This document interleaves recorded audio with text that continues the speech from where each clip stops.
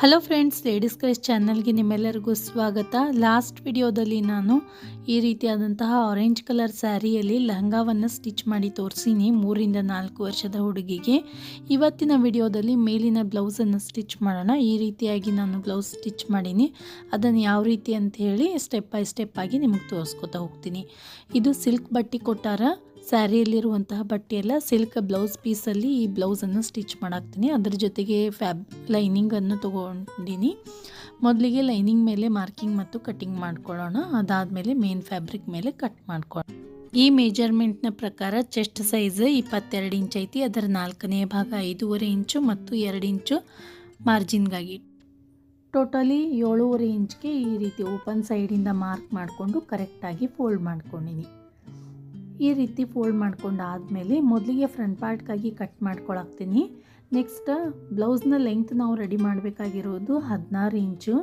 ಅಂದ್ರೆ ಸ್ವಲ್ಪ ಲೆಂಗ್ತ್ ಜಾಸ್ತಿ ಬರ್ತೈತೆ ಬ್ಲೌಸ್ದು. ಕೆಳಗಡೆ ಪ್ಲೇಟ್ಸ್ ಬರ್ತಾವೆ, ಅಲ್ಲಿ ಪ್ಲೇಟ್ಸ್ಗೆ 5 ಇಂಚ್ ಮೈನಸ್ ಮಾಡ್ಕೊಂಡ್ವಿ ಅಂದ್ರೆ 11 ಇಂಚು. 11 ಇಂಚಲ್ಲಿ 1 ಇಂಚ್ ಎಕ್ಸ್ಟ್ರಾ ತೊಗೊಂಡಿನಿ ಹೊಲಿಗೆ ಮಾರ್ಜಿನ್ಗಾಗಿ.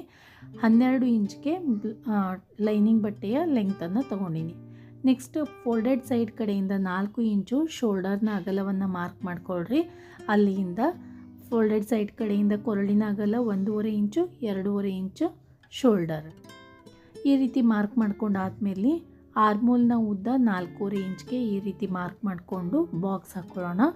1 ಇಂಚ್ಗೆ ರೌಂಡ್ ಶೇಪ್ ತೊಗೋತೀನಿ. ಇದು 3-4 ವರ್ಷದ ಹುಡುಗಿಗೆ ರೆಡಿ ಮಾಡಕತ್ತಿರೋ ಬ್ಲೌಸ್. ಇದು ಆಲ್ರೆಡಿ ನಾವು ಲೆಹಂಗಾವನ್ನು ಸ್ಟಿಚ್ ಮಾಡೀವಿ. ಇನ್ನೂ ನೋಡಿಲ್ಲ ಅಂದ್ರೆ ಮೇಲ್ಗಡೆ ಐಕಾರ್ಡ್ನಲ್ಲಿ ಲಿಂಕ್ ಕೊಟ್ಟಿರ್ತೀನಿ. ಲಿಂಕ್ ಮೇಲೆ ಕ್ಲಿಕ್ ಮಾಡೋದ್ರ ಮೂಲಕ ವಿಡಿಯೋವನ್ನು ನೋಡ್ಬೋದು. ಈಗ ಕಟ್ ಮಾಡ್ಕೊಂಡಿನಿ. ಈಗ ಇದ್ರ ಬ್ಯಾಕ್ ಪಾರ್ಟನ್ನು ಕೂಡ ಕಟ್ ಮಾಡ್ಕೊಳ್ಳೋಣ. ಅದಕ್ಕಿಂತಲೂ ಮುಂಚೆ ಕೊರಳಿನ ಉದ್ದವನ್ನು ಸ್ವಲ್ಪ ಫ್ರಂಟ್ ಪಾರ್ಟಲ್ಲಿ ಡಿಸೈನ್ ಮಾಡ್ಕೊಳಾಕ್ತೀನಿ. ಸ್ವಲ್ಪ ಲೆಂಗ್ತ್ ಜಾಸ್ತಿ ತೊಗೊಂಡಿನಿ. ನೀವು ನಾರ್ಮಲ್ ರೌಂಡ್ ನೆಕ್ ಸ್ಟಿಚ್ ಮಾಡಾಕ್ತಿದ್ರೆ ಅಂದರೆ 3.5 ಇಂಚ್ ತೊಗೊರಿ ಸಾಕು. ಈ ರೀತಿ 5 ಇಂಚ್ಗೆ ಮಾರ್ಕ್ ಮಾಡಿಕೊಂಡು ಬಾಕ್ಸ್ ಹಾಕ್ಕೊಂಡಿನಿ. 3.5 ಇಂಚು ನಾರ್ಮಲ್ ನೆಕ್ಗೆ ಸ್ವಲ್ಪ ಡಿಸೈನ್ ಮಾಡ್ಕೊಳಾಕ್ತೀನಿ. ಅದಕ್ಕೋಸ್ಕರ 5 ಇಂಚ್ಗೆ ಮಾರ್ಕ್ ಮಾಡಿಕೊಂಡು ಈ ರೀತಿ ಸ್ಟಾರ್ ಶೇಪಲ್ಲಿ ನಾನು ನೆಕ್ ಡಿಸೈನನ್ನು ತೊಗೊಂಡಿನಿ. ನೀವು ನಾರ್ಮಲ್ ಸ್ಟಿಚ್ ಮಾಡಾಕ್ತಿದ್ರಂದ್ರೆ ರೌಂಡ್ ಶೇಪ, ಇಲ್ಲ ಅಂದ್ರೆ ಸ್ಕ್ವೇರ್ ಶೇಪ್ ತೊಗೊಳ್ಳೋದು ಒಳ್ಳೆಯದು. ಈಗ ಇದನ್ನು ಕಟ್ ಮಾಡ್ಕೊಳ್ಳೋಣ. ಬ್ಯಾಕ್ ಪಾರ್ಟಲ್ಲೂ ಕೂಡ ಬ್ಯಾಕ್ ನೆಕ್ಕನ್ನು ಕೂಡ ನಾನು 5 ಇಂಚೇ ತೊಗೋತೀನಿ. ಸ್ವಲ್ಪ ಡೀಪ್ ಇದ್ರೆ ನಡೀತೈತಿ. ಬ್ಯಾಕ್ ಪಾರ್ಟಲ್ಲಿ 5 ಇಂಚು ಕರೆಕ್ಟಾಗಿ ಬರ್ತೈತಿ. ಫ್ರಂಟ್ ಪಾರ್ಟಲ್ಲಿ ಮಾತ್ರ ಸ್ವಲ್ಪ ಮೇಲ್ಗಡೆ ತೊಗೋರಿ. ನಾನು ಡಿಸೈನ್ ಮಾಡಾಕತ್ತಿರೋದ್ರಿಂದ ಸ್ವಲ್ಪ ಲೆಂಗ್ತ್ ಜಾಸ್ತಿ ತೊಗೊಂಡಿನಿ. ನೀವು 3.5-4 ಇಂಚ್ ತೊಗೊಂಡ್ರೆ ಸಾಕು. ಈಗ ಬ್ಯಾಕ್ ಪಾರ್ಟ್ಗಾಗಿ ಕಟ್ ಮಾಡ್ಕೊಳಾಕ್ತೀನಿ. ಬ್ಯಾಕ್ ಪಾರ್ಟಲ್ಲಿ ನಾವು ಹುಕ್ಕಿನ ಮನೆ ಪಟ್ಟಿ ಮಾಡಾಕತ್ತಿರೋದ್ರಿಂದ ಫೋಲ್ಡೆಡ್ ಸೈಡ್ ಕಡೆಯಿಂದ ಸ್ವಲ್ಪ ಒಂದು ಅರ್ಧ ಇಂಚ್ನಷ್ಟು ಎಕ್ಸ್ಟ್ರಾ ತೊಗೊಂಡಿನಿ. ಆ ಮಾರ್ಜಿನನ್ನು ಇಟ್ಟು ಕಟ್ ಮಾಡ್ಕೊಂಡಿನಿ. ಬ್ಯಾಕ್ ಪಾರ್ಟ್ಗಾಗಿ ಕೂಡ ನಾವು ಲೈನಿಂಗ್ ಬಟ್ಟೆಯನ್ನು ಕಟ್ ಮಾಡ್ಕೊಳ್ಳೋದಾಯಿತು. ಈಗ ಮೇನ್ ಫ್ಯಾಬ್ರಿಕ್ ಮೇಲೆ ಕಟ್ ಮಾಡ್ಕೊಳ್ಳೋಣ.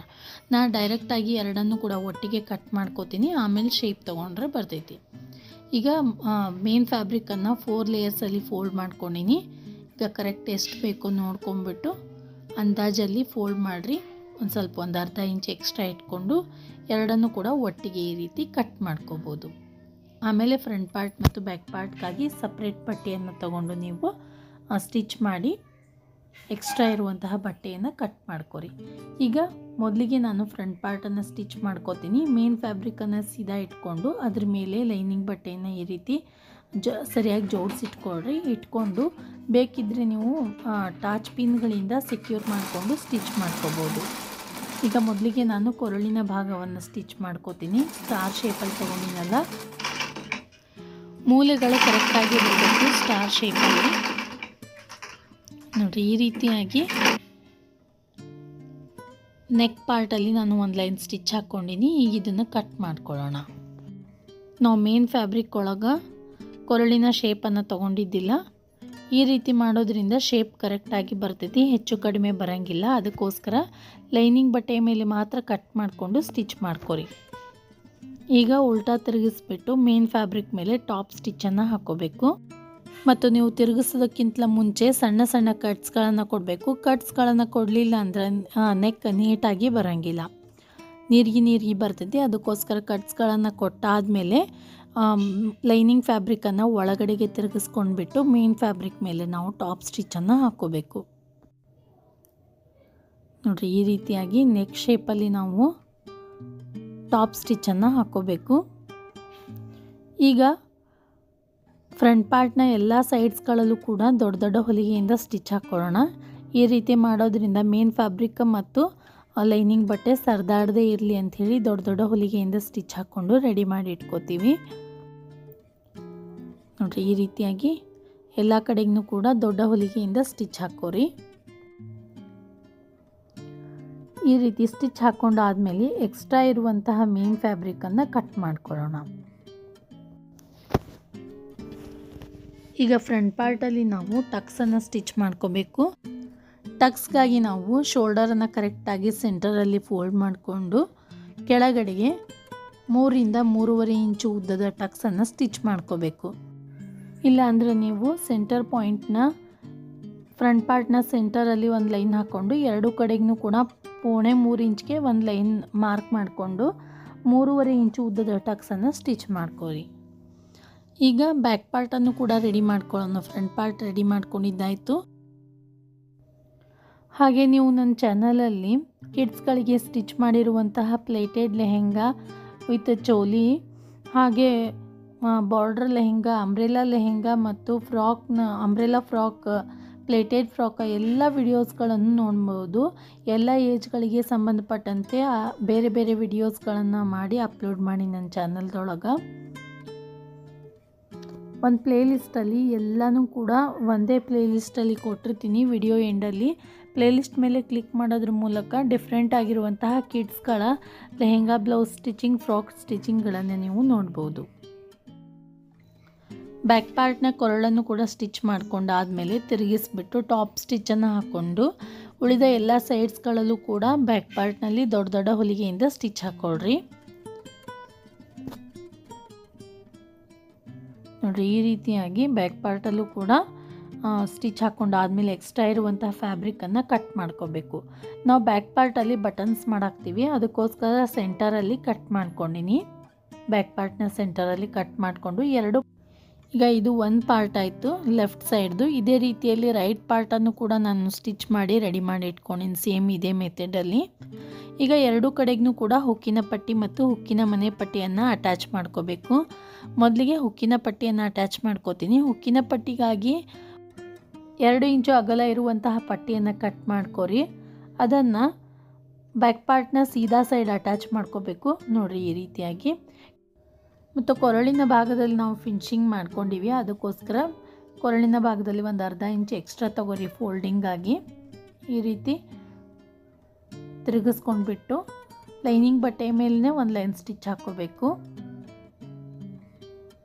ಅರ್ಧ ಇಂಚ್ ಏನು ಮೇಲ್ಗಡೆ ಬಿಟ್ಟಿವಲ್ಲ ಅದನ್ನು ಈ ರೀತಿ ಒಳಗಡೆ ಫೋಲ್ಡ್ ಮಾಡ್ಕೊಂಡ್ಬಿಟ್ಟು ಪಟ್ಟಿಯನ್ನು ಕೂಡ ಹಿಂದ್ಗಡೆಗೆ ಫೋಲ್ಡ್ ಮಾಡಿಕೊಂಡು ಈ ರೀತಿ ಒಂದು ಲೈನ್ ಸ್ಟಿಚ್ ಹಾಕ್ಕೋಬೇಕು.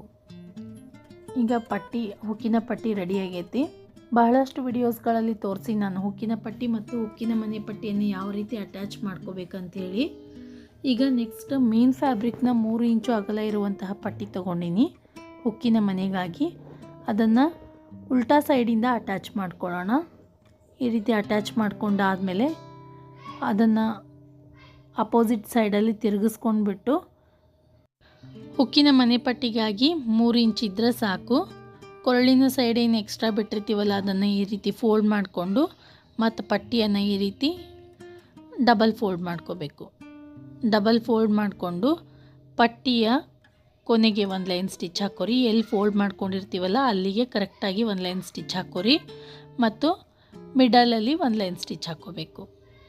ಈ ರೀತಿ ಹುಕ್ಕಿನ ಮನೆ ಪಟ್ಟಿಯನ್ನು ಅಟ್ಯಾಚ್ ಮಾಡ್ಕೋಬೇಕು. ಸ್ವಲ್ಪ ಕೆಳಗಡೆಗೆ ಎಕ್ಸ್ಟ್ರಾ ಇರುವಂತಹ ಬಟ್ಟೆಯನ್ನು ಕಟ್ ಮಾಡ್ಕೊರಿ ಫ್ರಂಟ್ ಪಾರ್ಟ್ ಮತ್ತು ಬ್ಯಾಕ್ ಪಾರ್ಟ್ಸ್ಗಳಲ್ಲಿ. ನೋಡಿರಿ ಈ ರೀತಿ ಬ್ಯಾಕ್ ಪಾರ್ಟ್ ಪೂರ್ತಿಯಾಗಿ ರೆಡಿಯಾಗೈತಿ. ಈಗ ಫ್ರಂಟ್ ಪಾರ್ಟಲ್ಲಿ ನಾನು ಮೊದಲೇ ಹೇಳಿರುವಂಗೆ ಸ್ವಲ್ಪ ಡಿಸೈನ್ ಮಾಡ್ಕೊಳ್ಳೋದೈತಿ. ಅದಕ್ಕೋಸ್ಕರ ನಾನು ಲೆಹಂಗಾದ ಬಟ್ಟೆಯನ್ನು ತೊಗೊಂಡಿನಿ. ಲಂಗಾಕ್ಕೆ ಏನು ಸ್ಟಿಚ್ ಮಾಡಿವಲ್ಲ ಆ ಬಟ್ಟೆ ಮತ್ತು ಮ್ಯಾಚಿಂಗ್ ಲೈನಿಂಗ್ ಬಟ್ಟೆ ಮತ್ತು ಕ್ಯಾನ್ವಾಸ್ ತೊಗೊಂಡಿನಿ. ಈಗ 6 ಇಂದ 7 ಇಂಚು ಅಗಲ ಇರುವಂತಹ ಕ್ಯಾನ್ವಾಸನ್ನು ತಗೊಳ್ರಿ. ಉದ್ದ ಒಂದು 4 ರಿಂದ 5 ಇಂಚು ಉದ್ದಿದ್ರೆ ಸಾಕು. ಈ ರೀತಿ ಡಬಲ್ ಫೋಲ್ಡ್ ಮಾಡಿಕೊಂಡು ನೆಕ್ ಯಾವ ಶೇಪ್ ಅದಲ್ಲ ಕೆಳಗಡೆಗೆ ಆ ಶೇಪಲ್ಲಿ ನಾನು ಕಟ್ ಮಾಡ್ಕೋತೀನಿ. ನೋಡಿರಿ ಈ ರೀತಿಯಾಗಿ ಕಟ್ ಮಾಡ್ಕೊಂಡಿನಿ.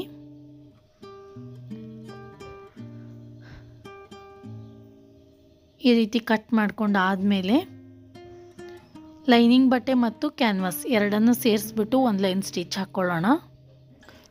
ಮೇನ್ ಫ್ಯಾಬ್ರಿಕ್ ಭಾಳ ಸಿಲ್ಕಿ ಅದ, ಅದಕ್ಕೋಸ್ಕರ ಮೊದಲಿಗೆ ನಾವು ಲೈನಿಂಗ್ ಬಟ್ಟೆ ಮತ್ತು ಕ್ಯಾನ್ವಾಸನ್ನು ಇಟ್ಟು ಸ್ಟಿಚ್ ಮಾಡ್ಕೊಳ್ಳೋಣ.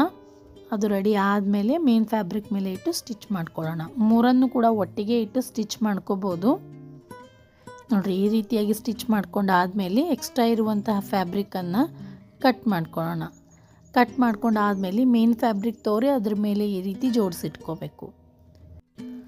ಮೇನ್ ಫ್ಯಾಬ್ರಿಕ ಸೀದಾ ಇಟ್ಕೋರಿ ಮತ್ತು ಲೈನಿಂಗ್ ಬಟ್ಟೆ ಮತ್ತು ಕ್ಯಾನ್ವಾಸ್ ಹಾಕಿರುವಂತಹ ಈಗ ಡಿಸೈನ್ ಏನೈತಲ್ಲ ಅದನ್ನು ನಾವು ಈ ರೀತಿ ಜೋಡಿಸ್ಕೋಬೇಕು. ಮೇಲ್ಮುಖವಾಗಿ ಕ್ಯಾನ್ವಾಸ್ ಪಟ್ಟಿ ಬಂದಿರಬೇಕು. ಆ ರೀತಿ ಜೋಡಿಸ್ಕೊಂಡು ನೆಕ್ ಶೇಪ್ ಏನದಲ್ಲ ಅದನ್ನು ಸ್ಟಿಚ್ ಮಾಡ್ಕೊಳ್ಳೋಣ. ಈ ರೀತಿ ಸ್ಟಿಚ್ ಮಾಡ್ಕೊಂಡು ಆದಮೇಲೆ ಎಕ್ಸ್ಟ್ರಾ ಇರುವಂಥ ಫ್ಯಾಬ್ರಿಕನ್ನು ಕಟ್ ಮಾಡ್ಕೊರಿ. ಮೇನ್ ಫ್ಯಾಬ್ರಿಕನ್ನು ಮತ್ತು ಸೈಡಲ್ಲಿ ಏನಾದರೂ ಎಕ್ಸ್ಟ್ರಾ ಇತ್ತಂದ್ರೆ ಅದನ್ನು ಕೂಡ ಕಟ್ ಮಾಡ್ಕೊರಿ. ಮತ್ತು ನೆಕ್ ಪಾರ್ಟಲ್ಲಿ ಡಿಸೈನ್ ಏನು ತೊಗೊಂಡಿವಲ್ಲ ಅಲ್ಲಿ ಸಣ್ಣ ಸಣ್ಣ ಕಟ್ಸ್ಗಳನ್ನು ಕೊಡಬೇಕು. ನೋಡಿರಿ ಈ ರೀತಿಯಾಗಿ, ಇಲ್ಲ ಅಂದ್ರೆ ಸರಿ ಬರೋಂಗಿಲ್ಲ ಕೊರಳಿನ ಶೇಪ್. ಈಗ ಉಲ್ಟಾ ತಿರುಗಿಸ್ಕೊಂಡ್ಬಿಟ್ಟು ನೆಕ್ ಶೇಪ್ ಏನು ತೊಗೊಂಡಿವಲ್ಲ ಮೇನ್ ಫ್ಯಾಬ್ರಿಕ್ ಮೇಲೆ ಟಾಪ್ ಸ್ಟಿಚ್ಚನ್ನು ಹಾಕ್ಕೋಬೇಕು. ನೋಡಿರಿ ಈ ರೀತಿಯಾಗಿ ಸರಿಯಾಗಿ ತಿರುಗಿಸ್ಕೊಂಡು ಮೇನ್ ಫ್ಯಾಬ್ರಿಕ್ ಮೇಲೆ ಟಾಪ್ ಸ್ಟಿಚ್ಚನ್ನು ಹಾಕ್ಕೋಬೇಕು.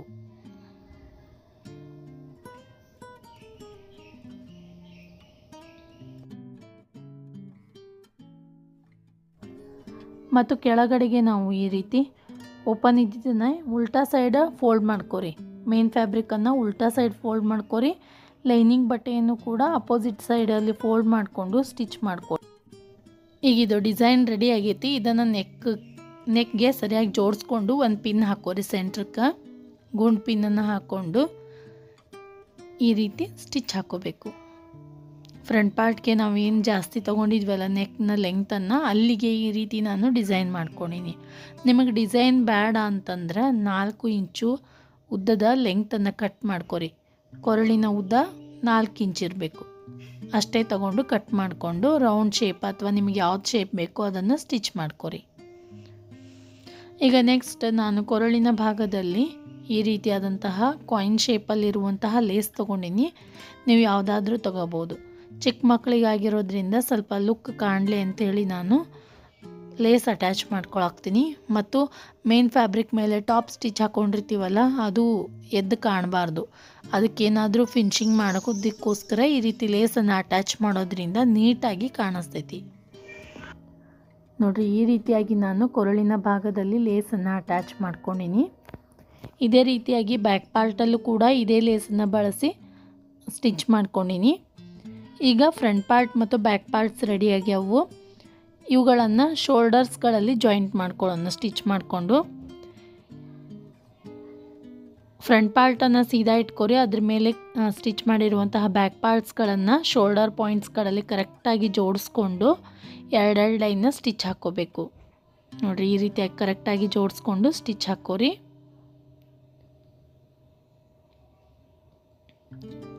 ನೋಡಿರಿ ಈ ರೀತಿಯಾಗಿ ರೆಡಿ ಆಗೈತಿ. ಈಗ ನಮಗೆ ಕೆಳಗಡೆಗೆ ಪ್ಲೇಟ್ಸ್ ಮಾಡ್ಕೋಬೇಕು. ಪ್ಲೇಟ್ಸ್ ಬೇಡ ಅಂದ್ರೆ ಇಷ್ಟೇ ನೀವು ಕ್ರಾಪ್ ಟಾಪ್ ಥರ ಅಥವಾ ಸಿಂಗಲ್ ಟಕ್ಸ್ ಬ್ಲೌಸ್ ಥರನೂ ಸ್ಟಿಚ್ ಮಾಡಿಕೊಂಡು ಬ್ಯಾಕ್ ಬಟನ್ಸ್ ಮತ್ತು ಸ್ಲೀವನ್ನು ಅಟ್ಯಾಚ್ ಮಾಡ್ಕೊಂಡ್ರಿ ಅಂದ್ರೆ ಸಿಂಪಲ್ ಬ್ಲೌಸ್ ರೆಡಿ ಆಗ್ತೈತಿ. ಆದರೆ ನನಗೆ ಕಸ್ಟಮರ್ ಹೇಳಿದ್ದು ಕೆಳಗಡೆಗೆ ಪ್ಲೇಟ್ಸ್ ಮಾಡಿಕೊಡ್ರಿ ಅಂಥೇಳಿ. ಅದಕ್ಕೋಸ್ಕರ ನಾನು ಮೊದಲಿಗೆ ಈ ರೀತಿ ಕೆಳಗಡೆಗೆ ಪಟ್ಟಿಯನ್ನು ಅಟ್ಯಾಚ್ ಮಾಡಿಕೊಂಡು ಫಿನಿಶಿಂಗ್ ಮಾಡ್ಕೋತೀನಿ. ಅದಾದಮೇಲೆ ಪ್ಲೇಟ್ಸ್ಗಾಗಿ ಮೇನ್ ಫ್ಯಾಬ್ರಿಕನ್ನು ತಗೊಂಡು ಅಟ್ಯಾಚ್ ಮಾಡ್ಕೊಳ್ಳೋಣ.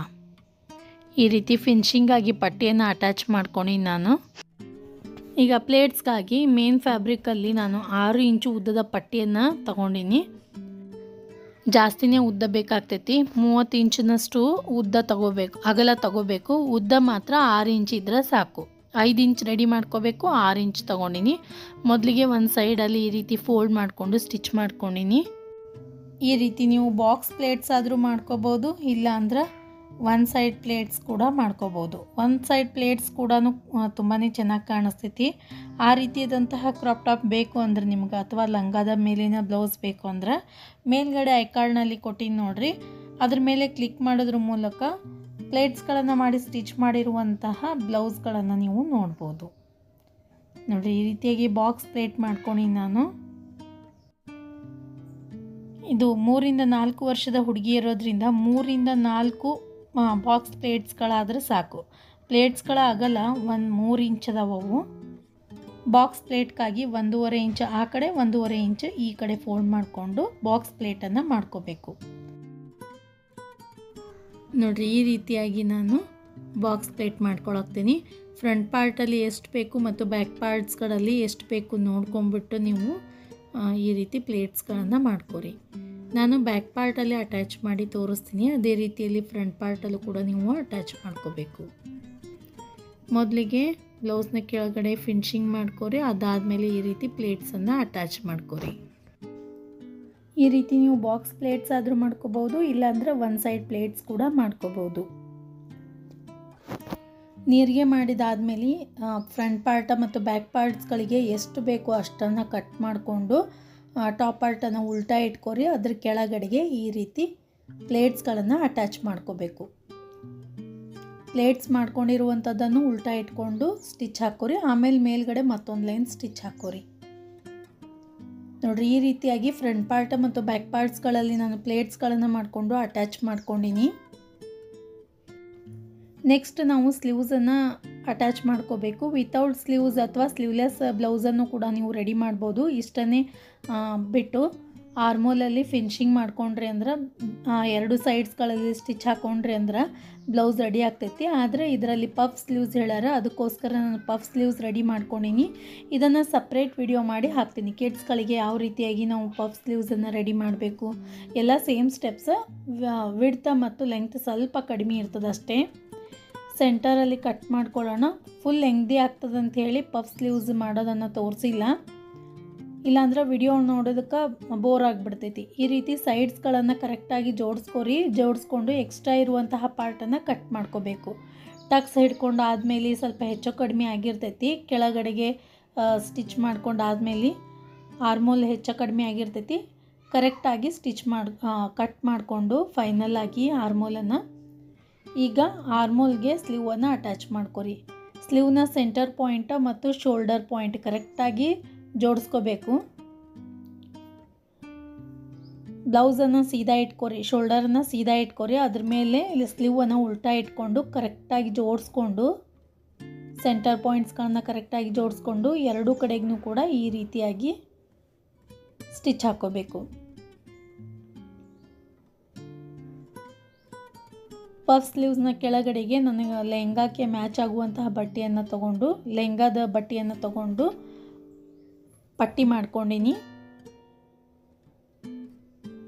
ಇದ್ರ ಮೇಲೆ ಮತ್ತೊಂದು ಲೈನ್ ಸ್ಟಿಚ್ ಹಾಕ್ಕೊಳ್ಳೋಣ. ಇದೇ ರೀತಿಯಾಗಿ ನಾವು ಬ್ಲೌಸ್ನ ಇನ್ನೊಂದು ಸೈಡಲ್ಲೂ ಕೂಡ ಸ್ಲೀವನ್ನು ಅಟ್ಯಾಚ್ ಮಾಡ್ಕೋಬೇಕು.